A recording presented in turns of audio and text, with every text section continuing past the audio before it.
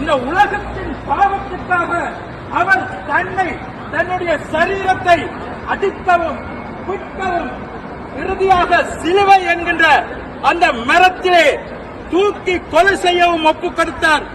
இந்த காரியம் எதற்காக என்றால் நானும் நீங்களும் பரலோகம் வர வேண்டும், பரலோக வாசிகள் சொர்க்கத்தின் வாசிகள் ஆகும்படியாக இயேசு எனக்காகவும் உங்களுக்காகவும் செய்த காரியமாக இருக்கின்றது.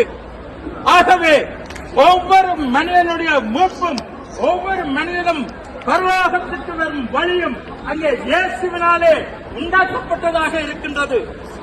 அந்த இயேசுவை பற்றியே உங்களுக்கு சொல்லுகிறோம். எனக்கு அன்பானவர்களே, நல்ல வாழ்க்கை இந்த பூமியிலே வாழ முடியும். ஆனால் இந்த வாழ்க்கைக்கு பிறகு ஒரு வாழ்க்கை எங்களுக்கு இருக்கின்றது. அதுதான் நாங்கள் நிரந்தரம் நித்தியம்